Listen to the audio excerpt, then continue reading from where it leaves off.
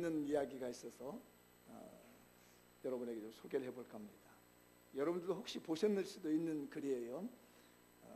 에스키모인들이 곰을 잡는 방법이랍니다. 흥미가 있어서 한번 읽어봤어요. 어떻게 해서 에스키모인들이 곰을 잡을까? 에스키모인들 누군지 아시죠? 북극이나 남극에서 사는 이제 추운 데서 사는 사람들입니다.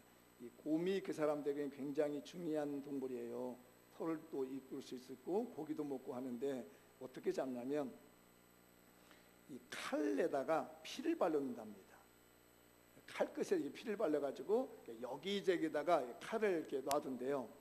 그러면 이 곰들이 피를 냄새를 맡고 찾아와요. 그래서 그 칼에 묻어 있는 피를 핥기 시작한답니다. 피 맛을 보느라고.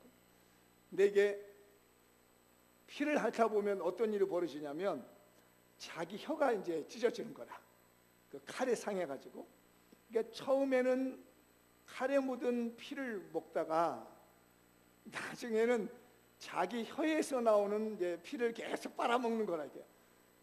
이게 피가 마르지 않고 계속 칼에서 묻어나잖아요.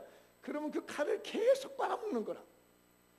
미련한 곰이 자기 피를 자기가 먹는 줄 모르고 계속 피를 빨아먹다가 결국은 쓰러져 죽는데요. 그러면 이제 이 에스키모인들이 돌아다니다가 죽어있는 곰들을 다 잡아서 잡는다고 하는 곰 사냥법이 나와 있더라고요. 제가 안 해봐서 잘 모르겠는데 어쨌든 그런 얘기했습니다. 자기 피를 자기가 먹으면서 마치 남의 피를 먹는 것이 속아 사는 곰처럼 우리 인생도 탐을 내면 자기 피에 자기가 먹고 쓰러지는 일이 많습니다. 칼끝에 무슨 피를 먹는 곰처럼 아주 위험스럽게 살아가는 인생을 갖다가 탐심에 묻혀서 사는 사람이다, 이렇게 말을 해요. 이제 오늘로서 제가 십계명 강해가 이제 끝이 납니다. 제가 이제 설교 계획을 금년에 어떻게 했냐면 1월 달에는 예수님에 대한 말씀을 전했고요. 2월 달부터 제가 12가지 영역에 대한 인재를 발굴하고 우리가 배출하자, 이런 설교를 하고 그 설교 끝나자마자 십계명 설교를 했습니다. 오늘까지. 그 내용의 주제는 뭐냐면은 예수님의 사람들이 예수님의 마음을 가지고 우리 사회에 필요한 12가지 영역에서 그리스도인의 인재를 양성을 하되 우리 교회에서 배출을 하되 하나님의 말씀의 법의 근거에 사자.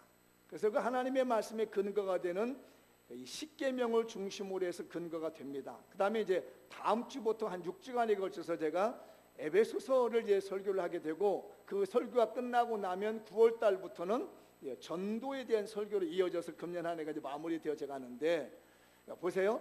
예수님의 사람들이 예수님의 마음을 가지고 우리 사회 12가지 영역의 인재가 되어서 하나님의 말씀을 중심으로 살아가면 다음 주 설교 제목이 그게 나왔죠. 하늘에 속한 신령한 복이 온다. 에베소서가 주고 있는 것이 뭐냐면은 교회론이거든요. 그렇게 해서 우리가 교회를 이루게 되고 이 건물교도 이룰 뿐만 아니라 우리가 살아가는 사회가 교회가 돼서 하나님께서 주시는 하늘에 속한 신령한 복을 받고 전도의 힘을 쓰자라고 하는 것이 오늘 1년간의 계획이의 설교. 그 중에서 마지막 십계명의 종지부를 찢는 것이 오늘 말씀입니다. 그게 출애굽기 20장 17절에 나와 있는 이 말씀이 마지막 십계명 중에 마지막 부분입니다. 한번 10번째니까 읽어보도록 하죠. 시작. 내 이웃의 집을 탐내지 말라. 내 이웃의 아내나 그의 남종이나 그의 여종이나 그의 소나 그의 낙이나 무릇 내 이웃의 소유를 탐내지 말라. 옆집에 있는 그 어떤 것이라도 욕심내면 안 된다는 말이에요. 그 무엇이든지 옆집에 있는 거는 옆집에 맞게끔 하나님이 주신 거고 나한테 준 건 나한테 준 거에 맞는 것이니까 절대로 아무리 저 집이 좋아 보인다 할지라도 없어 보인다 할지라도 옆집은 탐내지 말아야 된다. 그게 마지막 십계명입니다. 옆 사람에 권해봅시다. 옆 사람 탐내지 맙시다. 아무도 옆집 잘 된다고 시기하지 맙시다. 그거는 아까 곰이 칼끝에다가 묻은 이 피를 빨는 것과 똑같아. 무서운 일인 겁니다. 왜 사람들이 행복해지지 않느냐? 옆집을 보니까 항상 행복하지 않는 거예요.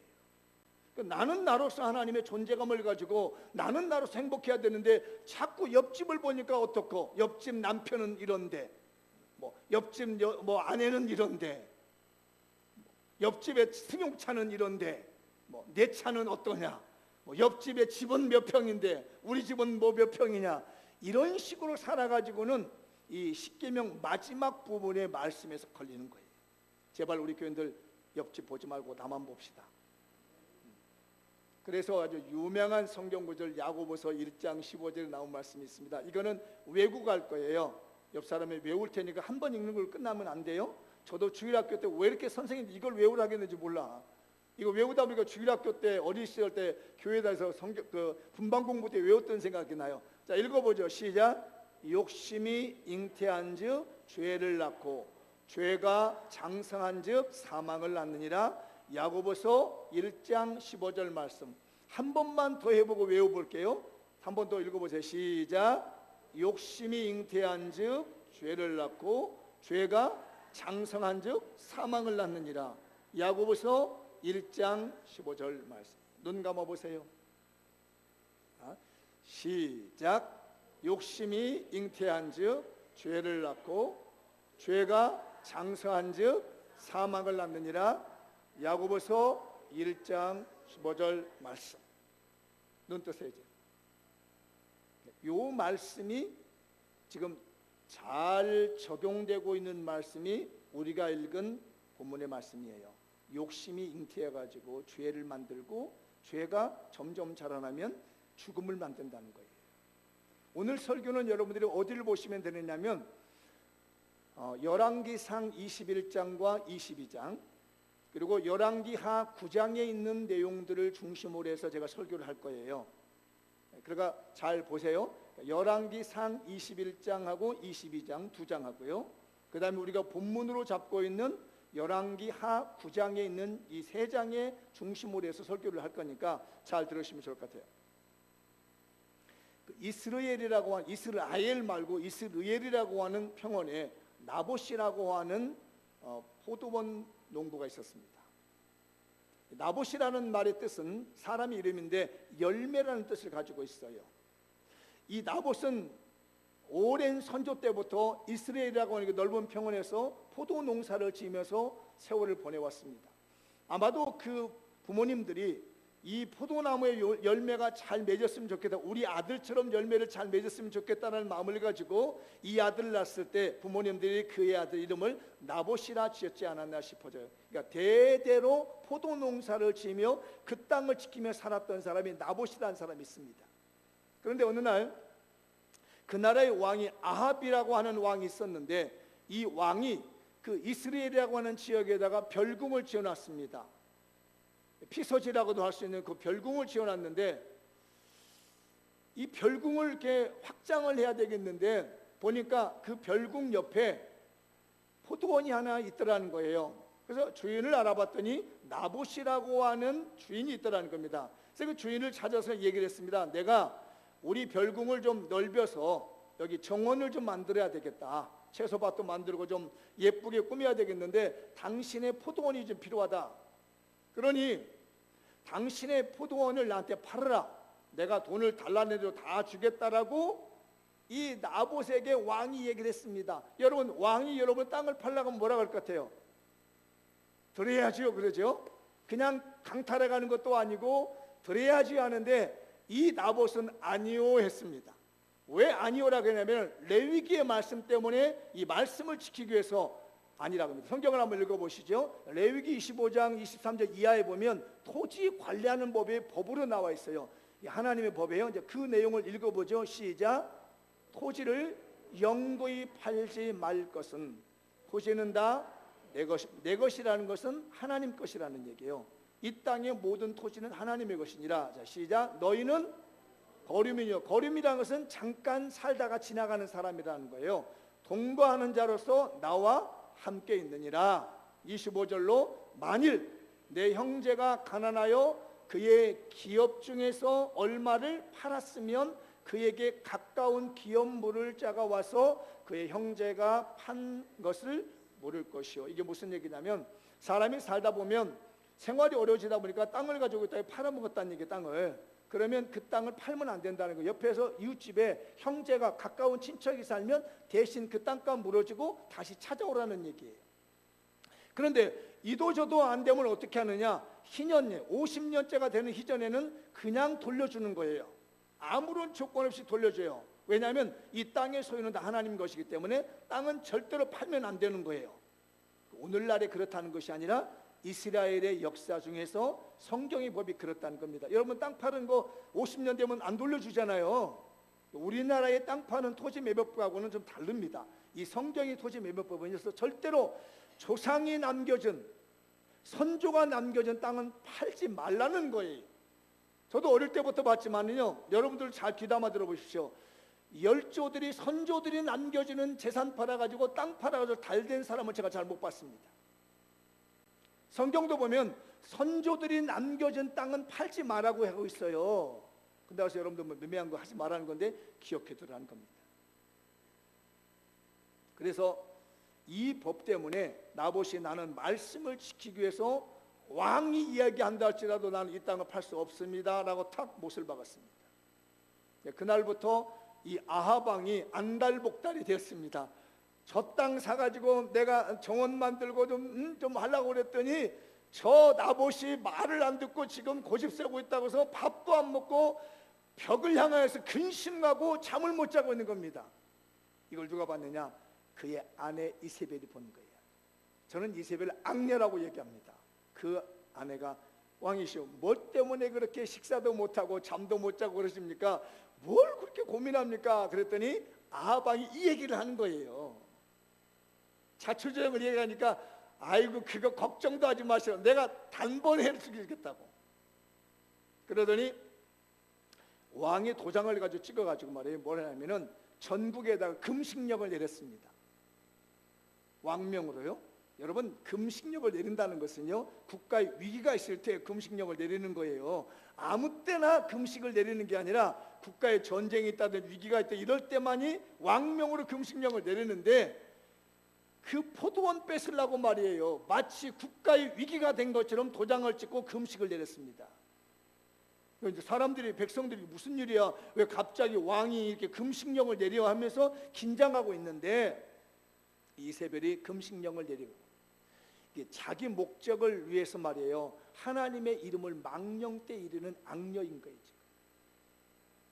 십계명 말씀대로 그렇죠. 하나님의 이름을 망령때 일컫지 말라고 했는데요, 자기 욕심 채우려고 하나님의 이름을 걸고 도장을 찍어서 금식령을 내린 것이 이세벨이라는 거예요.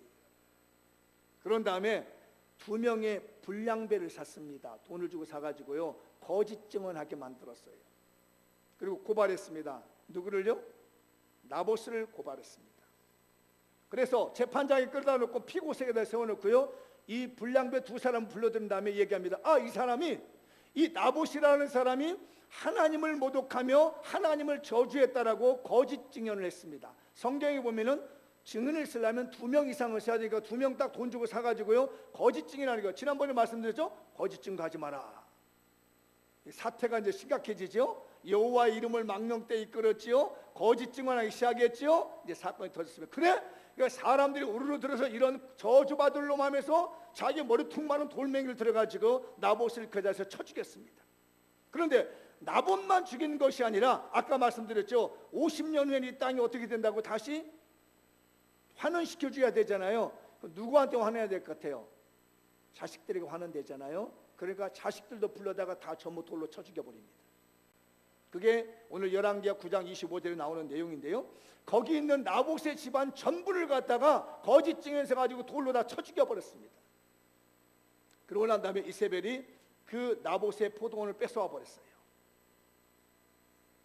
그러고 와서 왕이시여, 걱정하지 마십시오, 이제 마음대로 가서 별궁을 지어도 됩니다. 나봇의 문제 해결했으니까 별궁을 지어도 좋습니다라고 이세벨이 아방에게 땅을 선물로 줬습니다. 근데 이게 이렇게 끝나는 게 아니었습니다. 하나님께서 그걸 보고 계셨습니다. 그리고 하나님의 사람인 디셉 사람 엘리야를 불렀습니다.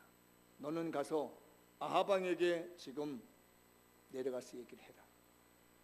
그 말씀이 18절이에요. 21장 18절 읽어보죠. 그 이후에도 시작. 너는 일어나. 너는 누구예요? 엘리야예요. 엘리야에게 일어나서 내려가서 사마리아에 있는 이스라엘의 아하방을 만나라. 그가 나봇의 포도원을 차지하려 그리로 내려갔나니.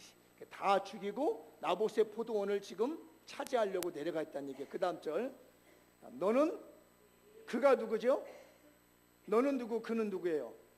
엘리야가 아하방에게 말하는 거예요.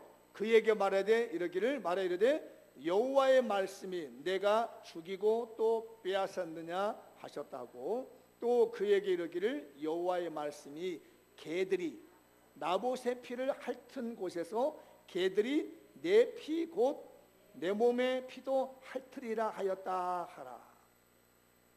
그러니까 나봇이 거기서 돌에 맞아 죽으니까 들개들이 와가지고 말이에요, 나봇의 시체들을 먹었다는 거예요. 그런 것처럼 너도 똑같이 그렇게 될 거라는 얘기입니다. 아하방에게 말이에요, 남의 것 탐내서 그렇게 죽였으니까 너도 개들이 와서 핥을 거야. 개는 말이에요, 이스라엘 백성에서는 아주 멸시받는 짐승입니다. 우리나라에서도 개 같은 뭐 하면 뭐라고 그래요? 좋은 얘기예요? 안 좋은 얘기예요. 이스라엘 나라도 개가 들어가면요 굉장히 안 좋은 얘기입니다. 아주 더러운 욕이에요. 사람 취급 안 하는 거. 그러니까 너도 나봇이 그렇게 죽어서 개들이 핥아 피를 핥아 먹고 시체를 먹었는데 너도 똑같은 일 당할 거다고 얘기합니다. 근데 이 사건을 만든 사람이 누구예요? 아합이에요, 이세벨이에요? 이세벨이잖아요. 그 이세벨에게도 말합니다. 다음 절은 이세벨이에요. 23절 시작. 이세벨에게 대하여도 여호와께서 말씀하여 이르시되 개들이 이스라엘 성읍 곁에서 이세벨을 먹을지니라. 그러니까 이 아방도 개들이 와서 피를 핥을 것이고 이세벨도 개들이 와서 먹을 거라는 얘기. 왜? 네가 욕심내가지고 남의 땅 차지했으니까 너도 똑같은 일 당할 거라고 합니다. 이게 하나님의 인과응보입니다. 옆집 욕심내면 큰일 납니다. 여러분께 탁탁 두드리면서 절대로 욕심내지 마세요. 이렇게 감사하며 사세요.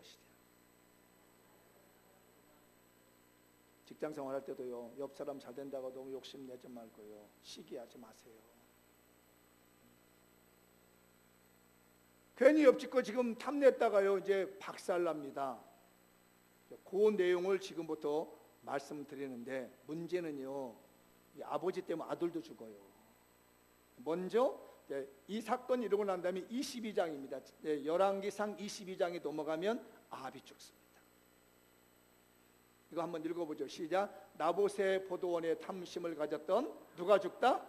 아합이 죽다. 어떤 사건이 벌어지냐면, 좀 시간이 흘렀는데 이 아합이 생각해 보니까 길앗 나못이라고 하는 그 땅이 또 욕심이 난 거예요. 이 땅 욕심내는 사람 위험해요. 길앗 나못이라고 하는 땅은 지금은 어디냐면 요르단에 있습니다. 요르단 지역에 있는 땅인데 이 땅이 굉장히 좋은 땅이고요. 거기서 길르앗이라는 곳이 향유라는 뜻입니다. 향이 나와요. 아름 향재로 있죠. 향품이 나오는 곳이에요. 그런데 여기가, 이 동네가 어떤 동네냐면 평상시에는 경제도시입니다. 상업도시, 돈이 많이 오고 가는 도시예요. 근데 이게 전쟁이 나면 요새예요. 전쟁 요충 도시입니다. 근데 원래 이 땅을 누가 가지고 있었냐면은 이스라엘 아방의 선조들이 가지고 있었던 땅이에요. 그런데 아람 왕이 쳐들어와 가지고 이걸 뺏어가 버린 겁니다. 그러니까 이 아방이 생각해 보니까 우리 선조의 땅을,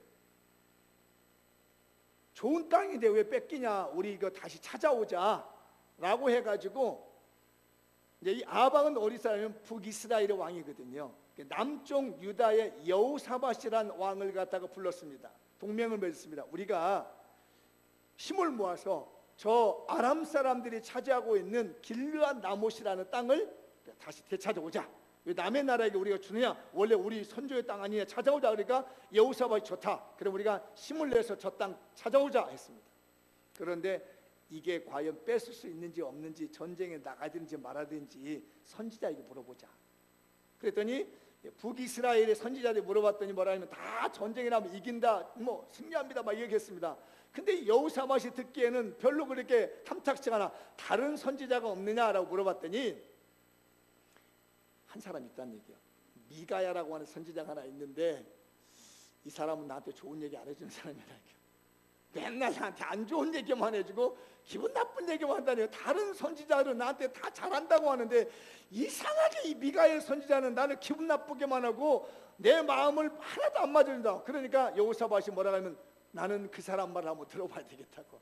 내가 그 미가엘 선지자의 말을 듣기 전에는 내가 전쟁에 안 나가겠다고 얘기합니다. 그러니까 불렀습니다. 어떻게 동맹 맺었으니까 전쟁 나가야 되니까 미가엘 선지자를 불렀습니다. 미가엘 선지자 불러고 뭐라 하겠어? 이 전쟁을 어떻게 하면 좋겠냐? 나가세요. 나가서 이기세요. 이 말하는 게 기분 나쁘게 얘기하는 거예요. 이게 정중하게 얘기하는 거나 나가서 뺏어오세요 막 이렇게 기분 나쁘게 마치 비하는 걸면서 얘기를 하는 겁니다. 그러면서 하는 얘기가 내가 하늘나라에서 일어나고는 천상회를 봤다. 천상회를 하는데 어떤 거짓말하는 영이 누가 아합에게 들어가서 아합을 속이겠느냐 하더라는 얘기예요. 그랬더니 어떤 거짓말하는 영이 내가 아합에게 들어가서 거짓말하게끔 만들겠습니다 하더라는 얘기예요. 그러면서 지금까지 아합을 속이고 거짓말을 하더라는 얘기예요. 만약에 이 전쟁을 나가게 되면 아합 당신 죽습니다. 이렇게 얘기를 했어요. 그러니까 아합이 화가 나. 저것 보라고 나한테 맨날 저기 안 좋은 새끼 한다고 해서 야 빨리 감옥에 가둬버려. 그래가지고 미가야 선지자를 감옥에다 다 가뒀습니다. 그리고 전쟁에 나갔는데 이 아합이 들은 게 찜찜한 거라. 자기가 죽는다니까 안 죽으려고 어떻게 꾀를 냈냐면 여호사밧에게 왕복을 입혀주는 거예요. 그리고 자기는 왕복을 안 입고 나갑니다. 죽더라도 당신이 죽으라고 머리를 쓴 거예요. 그래서 길란 나못을 뺏으러 전쟁에 나갔는데 아람 왕이 그날 뭐라고 군인들에게 명령을 했냐면 이번 전쟁은 아합 왕을 잡는 것이다. 다른 사람은 절대 손대지 말고 아합 왕만 죽이고 오라고 얘기를 한 거예요. 그래서 전쟁이 한참 일어나고 있는데 보니까 왕복을 입은 사람이 이제 막 다니는 거예요. 그래서 아람 군대 저기가 아합 왕이라고 막 쫓아가니까 이 여호사밧이 왕복을 입고 있잖아요. 그래 난리가 나고 나 왕이야 막 소리를 막 질렀습니다. 그래 보니까 여호사밧이지 아합 왕이 아닙니다. 그래서 명령을 내렸습니다. 저 사람이 왕이 아니다. 돌아서라. 돌아섰는데 어느 한 병사가 활을 당겨서 무심코 당겨서 쏘았습니다. 그런데 그 무심코 쏜 화살이 아합 왕을 탁 맞은 거예요. 그날따라 전쟁이 굉장히 심해가지고 피할 길도 없습니다. 이 아합 왕이 이 화살에 맞아서 전쟁이 마다가 결국 전역되어서 죽습니다. 살겠다고 옷까지 갈아입었던 아합 왕이 그래서 활을 맞고 무심코 쏜 화살에 맞아서 죽어요. 왕이 죽으니까 이 왕의 시신을 거두고요 물에 가서 이 수레를 씻습니다. 그 수레를 씻은 곳이 어디냐면은 창기들을 목욕하는 곳이고 그 수레를 씻었더니 개들이 와서 아합 왕의 피를 핥아먹습니다. 읽어볼게요. 열왕기상 22절 38절 시작. 그 병거를 이 병거가 뭐예요? 아합 왕의 시신을 실었던 병거입니다. 사마리아 못에서 씻음에 개들이 그의 피를 핥았습니다. 여호와께서 하신 말씀과 같이 되었더라. 거기는 창기들이 목욕하는 곳이다. 더러운 못에서 자기 피를 썼습니다. 개들이 핥아먹었습니다. 남의 것 몰래 강탈했던 이 아합이 선지자 엘리야의 예언대로 더럽게 죽고 그냥 무심코 쏜 그냥 화살에 자기는 살아보겠다고 피했지만은 무심코 쏜 화살에 맞아서 그날 죽고 창기가 씻는 그 못에서 왕의 병거를 씻고 그 피를 씻었더니 개들이 와서 핥아먹는 비극적인 죽음이 됐습니다. 이 진노는 여기서 끝난 게 아닙니다. 그 아들이 요람이라고 하는 왕이 죽었습니다. 읽어보죠. 시작. 아합의 아들 요람이 죽다. 이게 오늘 이제 읽었던 열왕기하 9장입니다. 아합 왕이 죽었습니다. 이제 열왕기 상과 열왕기 하 1장 2장에서 선지자가 바뀝니다. 열왕기 하 2장에 가면 엘리야 선지자가 하늘로 승천하고 엘리사가 제자가 이어서 선지자를 합니다. 그때 그러니까 열왕기 하의 열왕기의 9장은 누가 선지자면 엘리사가 선지자예요. 이 선지자에게 하나님께서 명령이 떨어졌습니다. 너는 빨리 사람을 하나 보내가지고 예후라고 하는 요람 왕의 군인이 하나 있다. 장군이 있는데 요람 왕이 지금 길르앗 라못에 전투가 나가 있는데 예후도 길르앗 라못에 전투가 있다. 이 길르앗 라못이 문제 있어요. 이 집안 망하는 데는. 계속 하나님이 그 땅으로 몰아를 죽이는 거거든요. 예후에게 말해요. 넌 빨리 길르앗 라못에 가서 사람을 하나 보내서 예후를 기름 부어서 이스라엘의 왕으로 세워라. 그리고 난 다음에 빨리 도망 나오라는 얘기예요. 만약에 거기 있으면 죽으니까. 그래서 이 말을 듣고 엘리사 선지자가 자기의 제자를 하나 기름병을 준비해가지고 보냅니다. 그리고 말하기를 아합의 집안을 멸망시키라. 당신이 왕이 되는 것은 하나님께서 아합의 집안을 모두 멸망시키라고 세운 선지자 왕이니까 당신은 그렇게 하라고 하면서 얼른 기름 부어주고 도망 나왔습니다. 예후가 왕의 기름 부음을 받았습니다. 사람을 모아가지고 왕이 된 겁니다. 그리고 길르앗 라못 전투에서 요람도 중상을 입었습니다. 그래서 어디로 피했느냐면 바로 나봇의 포도원으로 피해 있었어요. 아버지가 강제로 강탈해가지고 온 그 이스라엘 땅에는 나봇의 포도원에서 피해 있는데 소식을 들으니까 예후가 사람들을 데리고 나봇의 포도원 이스라엘 온다는 얘기를 들었습니다. 반가웠죠. 왜냐하면 자기의 장수가 자기를 도와주는 줄 알고 왔는데 와서 몇 마디 나눠보니까 이게 반란이 일어났거든요. 반역이 일어난 거예요. 그래가지고 이 아시아 왕이라고 하는 유다 왕과 함께 같이 전쟁을 하다가 아시아 왕이 빨리 도망가라고 지금 예후가 반란을 일으켰다고 했는데 도망가는 요람을 향하여서 예후가 창을 향해서 화살을 쐈는데 우리 성경은 염통을 맞았다고 합니다. 심장이 맞아서 요담왕이 죽습니다. 그래서 오늘 성경에도 똑같은 얘기를 합니다. 9장 26절이죠. 읽어보죠. 시작. 여호와께서 말씀하시기를 내가 이제 나봇의 피와 그의 아들들의 피를 분명히 보았느라. 아까 얘기했죠. 나봇도 죽이고 애들도 다 죽였다고요. 그 다음에 여호와께서 또 말씀하시기를 이 토지에서 내게 갚으리라 하셨으니 그런즉 여호와의 말씀대로 그의 시체를 가져다가 그 밭에 던질지니라 하는지라. 그러니까 나봇이 죽은 곳에다가 내가 갚아주겠다. 그의 아들 요람을 갖다가 이 나봇의 포도원에 내던지라는 얘기입니다. 그 나봇의 포도원 남의 집 옆에 거 잘못 걷더니 하나님이 계속 거기다 놓고 죽임을 당하게 만든 거예요. 아들이 죽었습니다. 아버지가 옆집 것을 잘못 욕심내다가 이제 아들 죽습니다. 다음 번 누가 죽냐? 누가 죽어야 될 것 같아요? 이세벨이 죽습니다. 읽어보죠. 아합의 아내 악녀의 이세벨. 저는 꼭 악녀라고 해다 들었습니다. 악녀 이세벨이 죽습니다.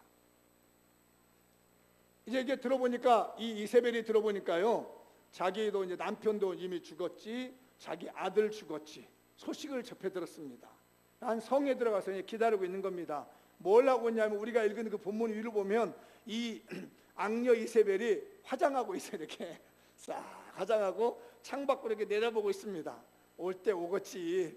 이제 내 아들 죽였으니까 또 나 죽이러 오겠지. 예후가 반란 일으켰으니까요. 왕위자를 뺏어야 되니까 당연히 자기를 죽인다고 생각하고 화장 얼굴 그린다고 하잖아요. 화장 싹 바르고 뭐 이렇게 기다리고 있는 겁니다. 아니라 다를까 예후가 군대를 이끌고 저 성 밑에서 쳐다봅니다. 그러니까 우리 성경이 뭐라 하냐면 너 주인을 배신한 시므리여 이렇게 말합니다. 주인을 배신한 시므리라는 말이 무슨 얘기냐면 이 시므리라는 사람이 45년 전에 어떤 일을 했느냐면 지금 얘기 아니에요. 45년 전에 시므리가 바사의 아들은 엘라라고 하는 사람을 죽이고요, 자기가 왕이 됐어요. 그런데 일주일 만에 오므리 왕에게 포위를 당하니까 이 시므리가 오므리의 두려움 때문에 성을 불지르고 자살한 사건이 있는 사람이 시므리예요. 그러니까 이미 예후가 나라를 반란 일으켜서 다 자리 잡고 있는데 너는 45년 전에 자살했던 시므리 정도밖에 안 돼 하고 비아냥거리는 겁니다. 까불지 마라 이거예요. 얼굴 싹 화장하면서, 이게 아시겠죠? 여자가 화장을 립스틱 짙게 바르면서 야 까불지 마, 너는 시므리밖에 안 돼, 이렇게 비웃는 거예요. 그러니까 예후가 화가 나고, 야 혹시 누구라도 내 편에서 일할 사람이 있느냐 했더니 넷이 몇 사람이 고개를 이렇게 내밀어 봅니다. 그러니까 저 악녀, 저 이세벨을 성 밖으로 내던져 버려라 하니까 사태를 읽은 이 내시들이요, 신하들이 이세벨을 갖다가 집어서 그냥 창밖에다 내던져 버렸습니다. 그랬더니 이세벨이 땅에 떨어졌는데 들깨들이 달려들어 가지고요 시체를 다 뜯어먹어 버렸습니다. 그래서 우리 읽은 말씀에 뭐만 남았다고요? 두개골하고 손하고 발만 남았답니다. 왜 그러냐면 개들이 와서 다 뜯어먹어 버린 겁니다. 시신을 갖다가 사람을 갖다가 내던져 버렸더니 개들이 달려서 다 뜯어먹은 거예요. 그런데 놓고 생각해 보니까, 예후가 생각하니까 우리 성경이 뭐냐면 왕의 딸이라고 얘기를 하지요. 이 왕의 딸이라는 말이 무슨 얘기냐면, 이 이세벨은 누구의 왕의 딸이냐면 시돈에 있는 엣발이라고 하는 왕의 딸이에요. 그러니까 왕의 공주를 데려다가 아방이 결혼을 한 거거든요. 정략적 결혼을 했는데 혹시라도 이렇게 시신을 장례도 안 치러주면 이 시돈 왕이 쳐들어와 가지고 예후와 전쟁이 날까봐 예후가 그런 마음으로 장례를 치르신 겁니다.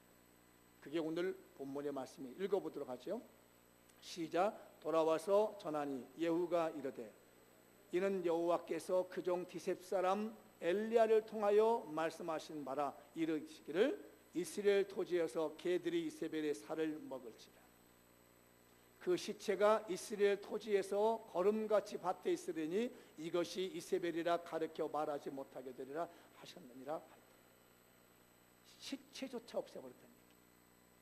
이건 이세벨이라고 말할 수 없을 만큼 시체조차 없애버린 것이 오늘 나봇 포도원의 저주예요. 남의 것 탐내다가 집안이 멸족해버렸습니다. 남의 재산 탐내다가요 아버지 죽고 애꿎은 아들 죽고요, 그 일을 만들었던 이세벨 아내까지 다 죽었습니다. 제발 우리 교인들 이웃집 것 탐내지 마십시오. 이웃집 것 욕심내지 마십시오. 남의 건 절대로 욕심은 안 됩니다. 남의 명예 절대 탐내면 안 돼요. 그게 멸망의 길을 가는 겁니다. 그래서 이 십계명의 가장 중심부에 하는 말씀이 있습니다. 여호와의 말씀을 어기면 몇 대까지 간다고요? 3, 4대 이르고, 말씀대로 살면 은혜를 몇 대까지 베푼다고요? 1000대까지 된다고. 그 말씀 읽어보죠. 시작. 그것들에게 절하지 말라. 그것들을 섬기지 말라. 나 하나님 여호와는 질투하는 하나님인즉 나를 미워하는 자를 죄를 갚되 아버지로부터 아들에게로 3, 4대까지 이르거니. 지금 나봇의 포도원을 뺏어가니까 아버지 죽고 아들 죽고 그 집안이 완전히 끝장난 거예요. 그러니까 남의 건 욕심내고 이웃 것 탐내다 보면 내 대에 끝나는 것이 아니라 대대로 그 집안에 이 죽음과 형벌이 끊이지 않는다고 하는 무서운 말씀이에요. 그 다음 절은 나를 사랑하고 내 계명을 지키는 자에게는 1000대까지 은혜를 베푼다. 반면에 이 말씀을 잘 지키면 하나님이 대대로 은혜를 베푸신다. 제발 여러분의 집안에서 여러분들 남의 것 탐내는 일이 있었으면 안 돼요. 요즘 좀 제가 굉장히 무서워하는 단어가 있습니다. 먹방이라는 단어를 무서워합니다. 여러분 들어보셨죠? 먹방 뭐예요? 먹는 거 찾아다니는 사람이에요. 식탐이라는 겁니다. 이게요. 이 식탐이요 우리 인생을 망가뜨리는 거예요. 여러분 우리말에도 탐오란 말이 있죠. 탐오, 탐관오리 말이에요. 탐오가 뭐예요? 내 분량보다 더 많은 것을 가져가려는 사람은 탐오라고 합니다. 그리고 공직자들이, 탐관오리의 공직자들이 나한테 주어져 있는 그 기본적인 되어 있는 이 분깃이 있어요. 근데 그거보다 더 가져가려다 보니까 그렇게 공직에서 애쓰고 힘들었던 자리 내놓아야 되고, 비참하게 명예 떨어지고 어두운 데 가서 콩밥 먹고 앉아 있어야 되고 말이에요. 어디서 나오냐면 모두 다 탐이에요, 탐. 그리고 어느 것 하나에 계속에 몰입하는 걸 뭐라고 그래요? 탐닉한다고 합니다. 요즘 우리 교인들은 그렇지 않게 사회에서 뭐래죠? 색탐이라는 게 있습니다. 색탐. 인터넷에 빠져가지고 말이에요, 이상한 거 계속 보고 있고 말이에요. 애들도 색탐에 빠진 사람이 있습니다. 그것이 오늘 탐심이란 말이에요. 이웃의 것을 탐내는 것이 결국 자기의 미래를 망친다고 하는 것이에요. 제가 어릴 때 읽었던, 오늘 설교 준비하다가 읽었던 이소부화가 하나 떠올랐습니다. 개 한 마리가, 오늘 개가 등장이 많이 드러내, 뼈다귀를 하나 물었습니다. 너무 기분이 좋은 거, 어디서 주웠는지 이 개가 뼈다귀를 하나 줍고 혼자 집에 가서 맛있게 먹고 싶었습니다. 그래서 물고 지금 이렇게 지나가는데 개울가를 건너가는데 어떠다가 고개를 이렇게 돌렸더니 저 개 똑같이 나같이 이게 뼈다귀를 물고 흐뭇해하는 개 한 마리를 봤습니다. 그래가지고 생각이, 야, 내가 저것도 뺏어 먹어야지 라고 해가지고 그 개가 말이에요, 뼈다귀를 물고 있다가 보고 있는 것이 자기 모습인 줄 모르고 말이에요, 왈 하고 짖어서, 그랬더니 자기가 물고 있던 뼈다귀를 떨어뜨리더라는 겁니다. 세상에 많은 것들이 내 것만으로 만족하면 좋은데 남의 것을 빼앗으려다가 결국은 내 것까지도 빼앗겨 버리는 것이 탐심의 무서운 것이고 이웃의 집을 탐내는 것입니다. 우리가 살아가야 될 방법이 있습니다. 그래서 제가 여러분에게 제시할 10분 성경이 있습니다. 다음 주부터 나오는 말씀인데 미리 말씀을 드려보죠. 읽어보죠. 에베소 4장 22절부터 시작. 너희는 유혹의 욕심을 따라 썩어져가는 구습을 따르는 옛사람을 벗어버려. 유혹을 따라서, 유혹에 따라 욕심받는 거, 이게 썩어질 거니까 다 이제 벗어버리라는 얘기예요. 그 다음에 오직 너희의 심령이 새롭게 되어, 다음, 하나님을 따라 의와 진리의 거룩함으로 지으심을 받은 새 사람을 입으라. 사랑하는 장면교 성도들이여, 제발 욕심내지 마세요. 옆 사람 너무 욕심내지 말아요. 그냥 그 사람은 그 사람의 복을 받은 거예요. 나는 내 복 받은 거예요. 그게 유혹이에요.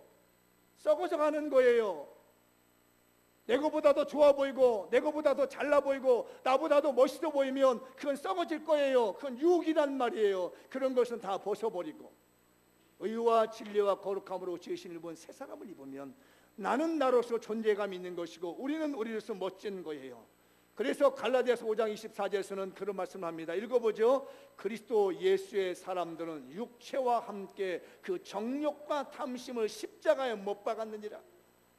우리는 말이에요, 이 정욕과 탐심으로 사는 것이 아니라 이 정욕과 탐심을 모두 다 십자가에 못 박아버리고 의와 진리와 거룩함으로 지으심을 입은 새 사람으로 사는 거예요. 하나님의 나라의 백성으로 사는 거예요. 이 땅의 백성으로 사는 것이 아니라 하늘나라의 백성으로 사는 것이에요. 이런 사람들에게 하늘에 속한 신령한 복을 주시는 겁니다.